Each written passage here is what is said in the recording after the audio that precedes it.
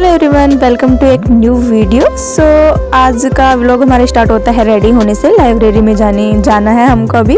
तो आज मैं आपको एक न्यू लुक में दिख रही हूँ सूट में, क्योंकि मेरी फ्रेंड की विश थी कि मैं सूट पहन के आऊँ। उसने मुझे सूट में नहीं देखा था एंड आप लोगों ने भी शायद नहीं देखा होगा, क्योंकि ऐसे कभी मैंने व्लॉग बनाया नहीं पहन के। एंड कैसे लग रही हूँ मैं ज़रूर बताना। सो अभी चलते अपनी लाइब्रेरी। तो अभी हो गए 7:30 के अराउंड हो रही होंगी, क्योंकि मैं 8 बजे लाइब्रेरी पहुँच जाती हूँ, क्योंकि 8 बजे लाइब्रेरी ओपन होती है। तो अभी चले थे हम रास्ते से, तो थोड़ी सी मोटिवेशन लाइन सुन लेते हैं इसके साथ ही।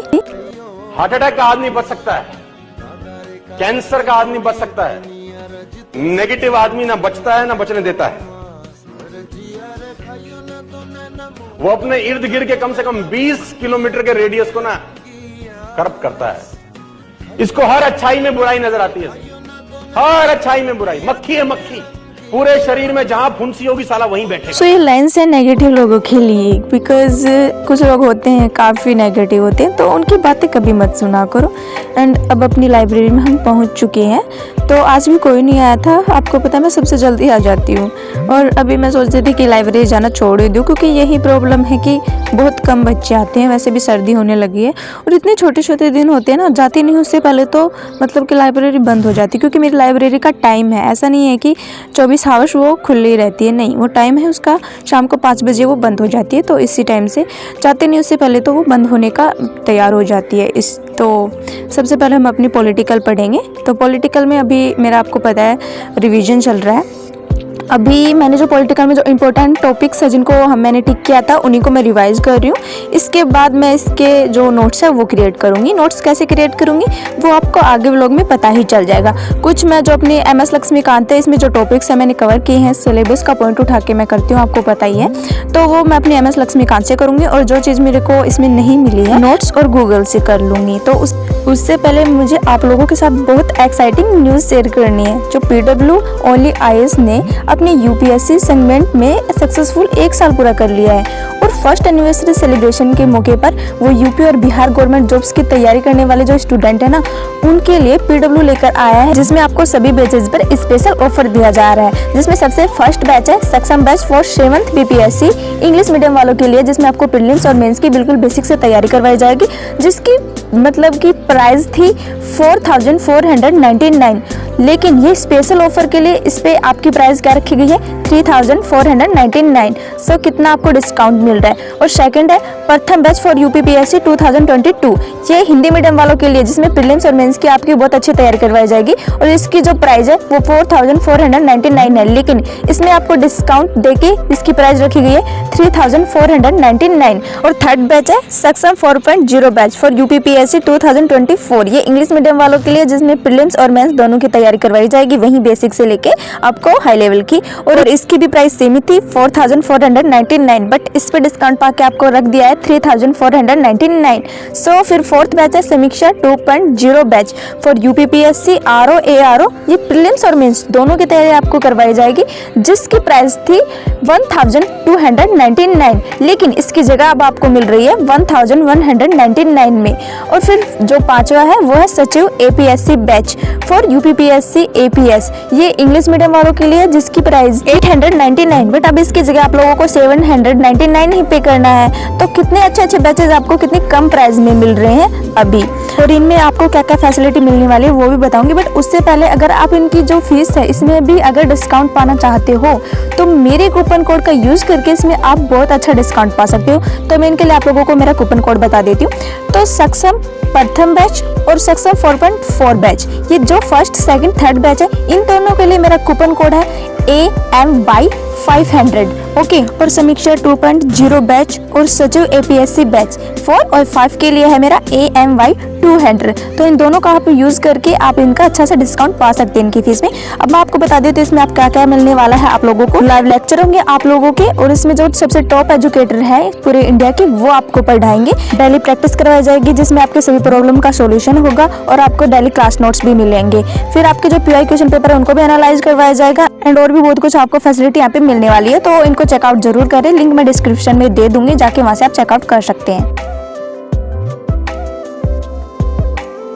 सो एक सबसे ज़्यादा आप लोगों का कमेंट क्या होता है ना कि दीदी आप नोट्स क्रिएट क्यों नहीं करते हो। तो देखो अभी नोट्स क्रिएट करने का क्या फ़ायदा, कुछ चीज़ें हैं जिसका मैं नोट्स क्रिएट नहीं करती हूँ, कुछ चीज़ें हैं जिसका मुझे करना है तो वो मैं मेरे हिसाब से करती हूँ, आप अपने हिसाब से देख लेना।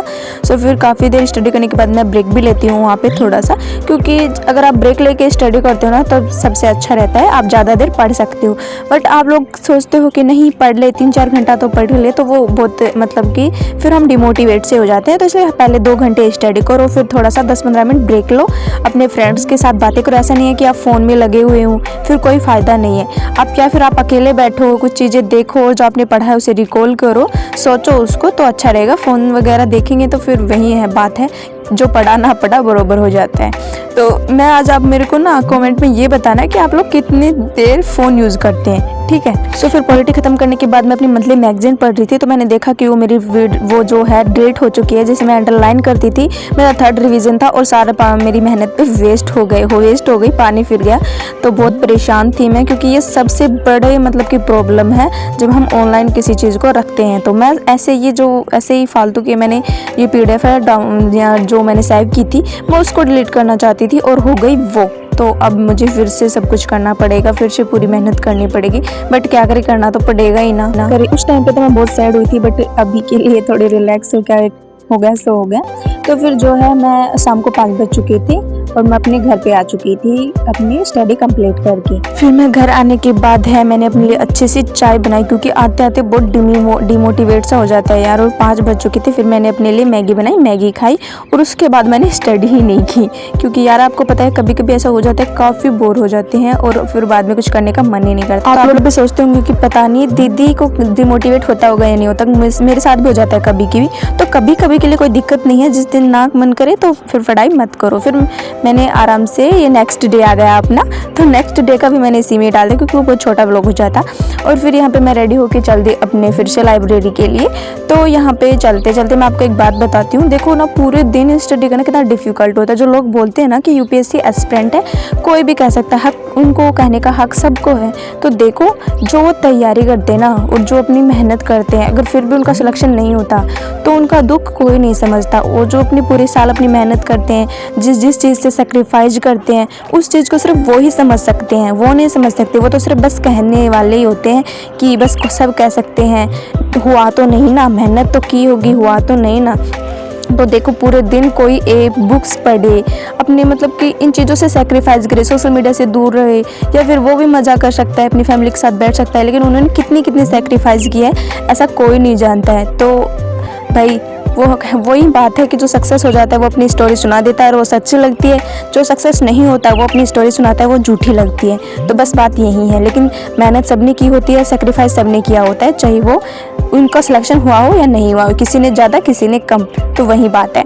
फिर यहाँ पे है सेकंड डे में हमने पॉलिटिकल कवर कर रही थी यहाँ पे। हाँ, इस दिन ना मेरा लास्ट पॉलिटिकल का चैप्टर था जो रिवाइज करना था। फिर इसमें बहुत सारे यार अनुच्छेद, संविधान संशोधन जो मेरे को रटने हैं, सच्ची में मुझे उन चीज़ों को रटना है, मैं रटूंगी क्योंकि मैंने डेली का शेड्यूल बनाया है। फिर मैं घर आके ना फिर मैं नहा के तैयार हो चुकी थी और अभी मैं दिखाती हूँ आपको कितना टाइम हो चुका है। 5:30 हो चुके हैं, क्योंकि वापस मैं नहाई शाम को और इतनी सर्दी थी, बट फिर भी क्या करूँ यार, पूरे दिन ये मतलब कि इतना डिमोटिवेट सा हो जाता है कि मैं आपको बता नहीं सकती, और इतना मतलब कि बहुत सैडनेस से फील होने लगती है तब तक फ्रेश मैं फील ना कर लूँ। और पता है आपको, मैंने आज खाना भी नहीं खाया पूरे दिन लाइब्रेरी में, तो जो मैं लेके गई थी इतनी खुशी से, तो वो अभी खाएंगे, बट अकेले नहीं खाएंगे। पहले थोड़ा सा जो मेरे घर का काम भी होता है मैं आपको दिखाती नहीं हूँ, बट आज सोचा कि आप लोगों से शेयर करती हूँ कि कितना टाइम होता है मेरे पास, कितना नहीं होता। तो अभी इनको बाहर निकालना है, बट ये जो है कि यहाँ पे मतलब कि यहाँ पे वो क्या आती है, हाँ कैट आती है, तो वह इनको ले जाती है, तो मेरे को इनके पास बैठना पड़ता है। मैंने सोचा कि चलो आज आपको ये लाइफ भी दिखाते हैं कि मैं घर का काम भी करती हूँ, क्या क्या चीज़ें करती हूँ। तो अब मुझे इनके पास खेत में बैठ के खाना खाना पड़ेगा,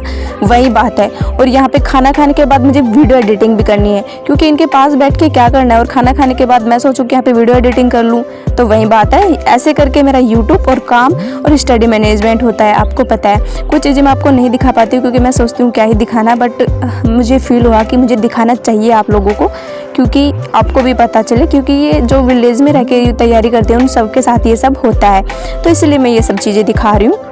तो फिर मैंने आगे का जो व्लॉग है वो शूट नहीं किया, क्योंकि इस टाइम पे मैं फ्री घूम रही थी ऐसे ही। तो मैंने सोचा कि चलो वीडियो एडिटिंग कर लेते हैं, फिर अब मैं अपना वीडियो एडिट करूँगी। तो आज का व्लॉग आप लोगों को कैसा लगा कमेंट में ज़रूर बताना। और जो नेक्स्ट वीडियो आएगा ना वो मेरे फुल फर्स्ट से लेके लास्ट तक स्टडी रूटीन पे आएगा, क्योंकि मैंने जो मेरा न्यू शेड्यूल बनाया है, क्योंकि लाइब्रेरी के हिसाब से उसका टाइम बदल गया है, तो वो मैं आप लोगों को दिखाने वाली हूँ। तो इसके लिए आप न्यू हो तो सब्सक्राइब कर लेना। Thank you for watching my video. So सभी को ऑल द बेस्ट, अपनी स्टडी करते रहना और अपनी लाइफ में आपको सक्सेस भी होना है।